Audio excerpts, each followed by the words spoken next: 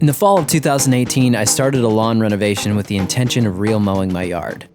Despite a few setbacks, I was real mowing in no time and I was hooked.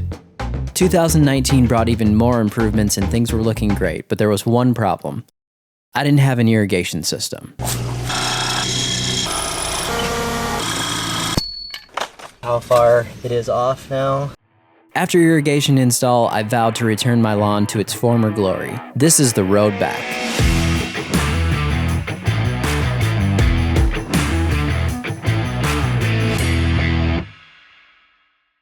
So the weather has finally broken, the hot weather.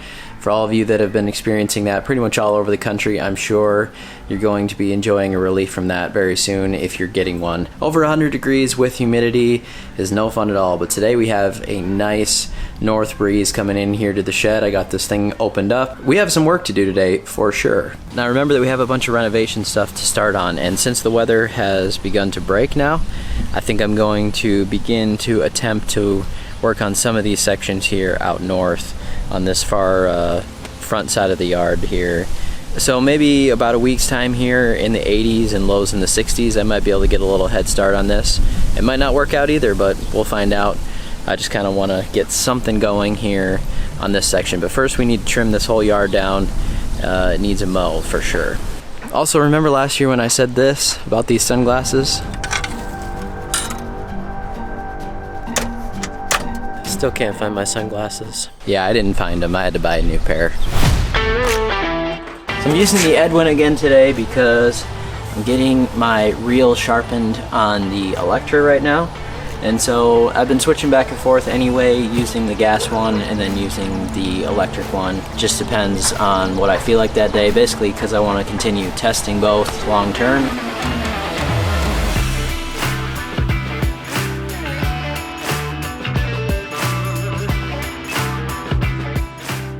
This one's got a sharp reel on it as well, and I'm ready to mow.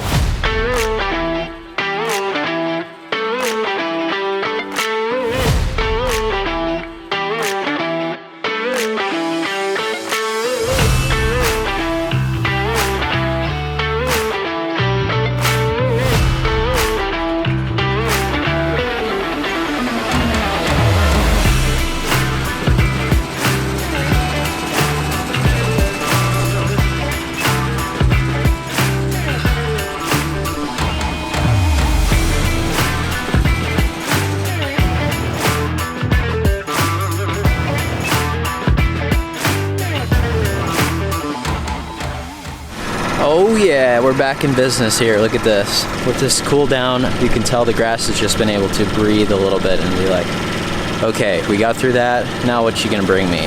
So many of you wonder why I choose ryegrass over bluegrass sometimes. This would be why. Although it's kind of a finicky grass sometimes, it doesn't really love the heat. None of our cool season grass loves the heat, but specifically it just kind of has that look like it doesn't want to do anything. Once we get back to temps, once we get to fall here, the stripes are incredible on ryegrass, and I just love the way that it looks. This area over here though, kind of where we need to start fixing, is like riding on a roller coaster right now. It's just up and down from all of those tire marks from the irrigation install. So today I'm gonna take a look at this, and I need to think about if I'm going to aerate this or not first. I would really prefer to get rid of some of that extreme compaction that kind of happened on the irrigation day before I put a bunch of soil on top. So I need to think about that a little bit here, see what I'm gonna do. So remember here with this section, I really did not try to fix any of these because I wanted to rip them out. Just became a big compacted chunk of dirt here, so I wanted to rip these out and reseed them. And so today I'm gonna start removing these and maybe see if I have enough soil to start leveling out this area and then begin the renovation process really.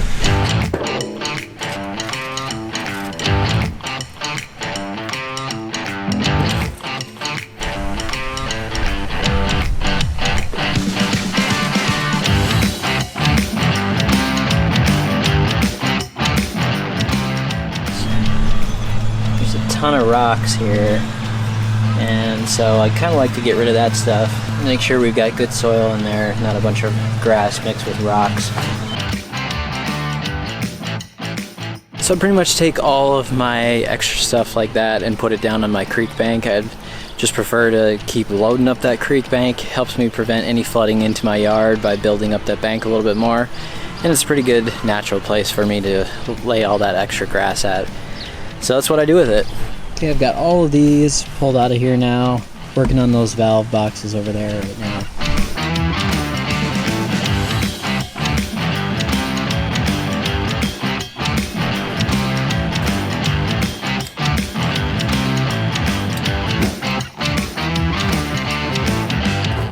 So I had a bunch of soil left over last year from my renovations that I was working on. I bought a bunch of bulk soil and kind of leveled out the front yard with that. So I let it sit on the creek bank just to wait until a time when I might need it again, and now is that time. So I just grabbed a little bit of that, and then we're gonna start filling up these holes with some loose soil. And I'm not gonna try to tamp it in too much because I'm gonna let it try to settle on its own, and then we'll see how much more it needs here as part of this renovation process. I'm not looking to seed everything right away and get it all done today, so I'd rather let things settle out a little bit and then go from there.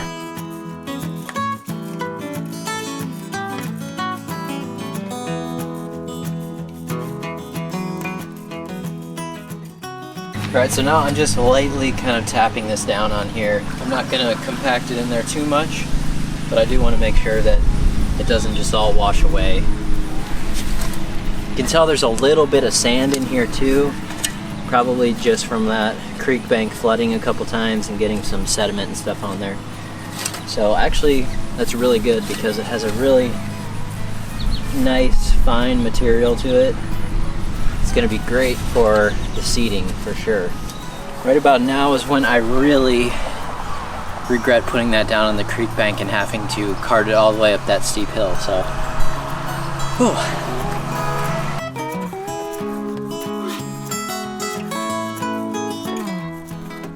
Here in Iowa, this is what we call black gold.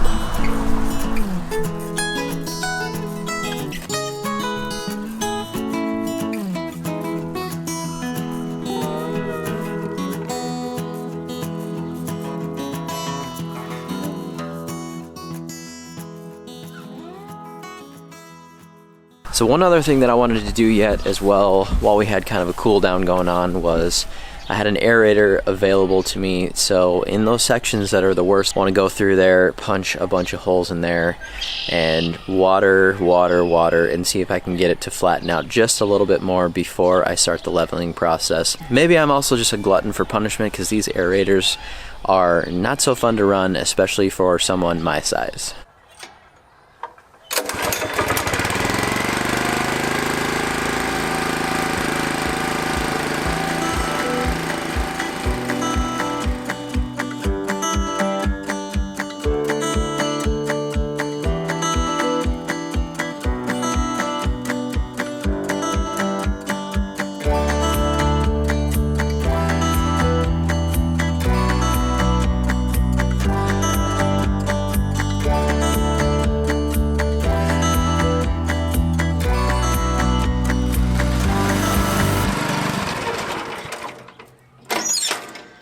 Alright, a little bit of a break time here, so I'm getting pretty good plugs pulled out of there.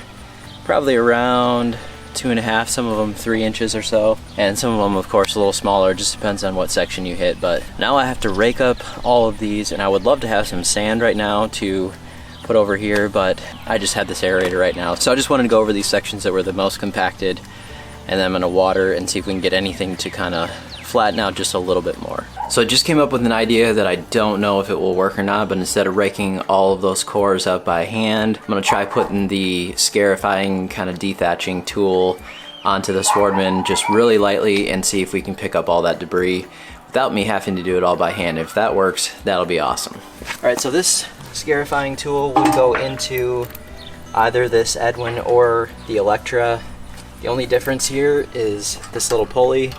This has the smooth belt on it, so it has a pulley here for that, and then the Electra has a grooved pulley so that there's actually a different one. But you can just take out these screws right here, loosen this, take out the pulley, and put on the other one, and you can do that. But since this is already just set up today for the Edwin, and I'm just going to throw it on here quick and get back to work. So just want to let you know you can switch them out back and forth. It does work that way. I've showed this a couple times before. It's pretty easy. You just loosen your screw that holds the reel position tight. We're just gonna put that all the way back so that it's out of the way. Take this belt off right here.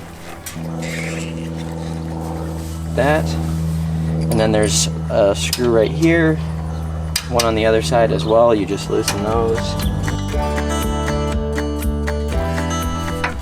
It just lifts right out like that. Same process for the other one going in. We just need to remove these little screws on each end, put it in there, tighten it up, and it's good to go.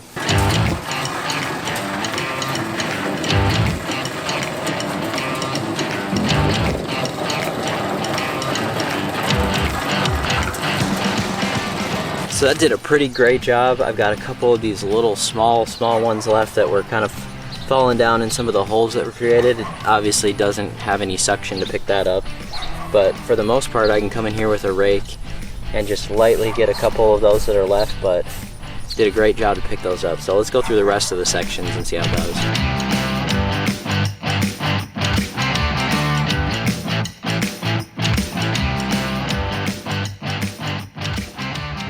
That did a really good job. Aside from really all the holes that were created, you honestly can't tell too much. And that was the goal here, to hopefully do not too much damage to it, but open it up a little bit more and get some more water down in there.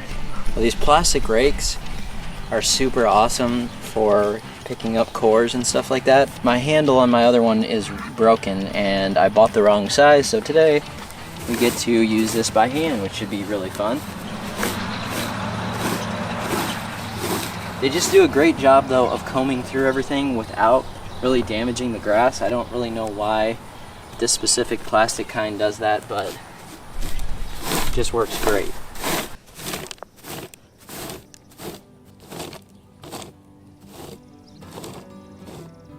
So you might be wondering, why did I pick up the cores and why might you want to leave them on the yard? Well, some people leave them on the yard to break down, but that would mainly be for a yard where maybe it's cut a little taller and you don't mind those cores laying around.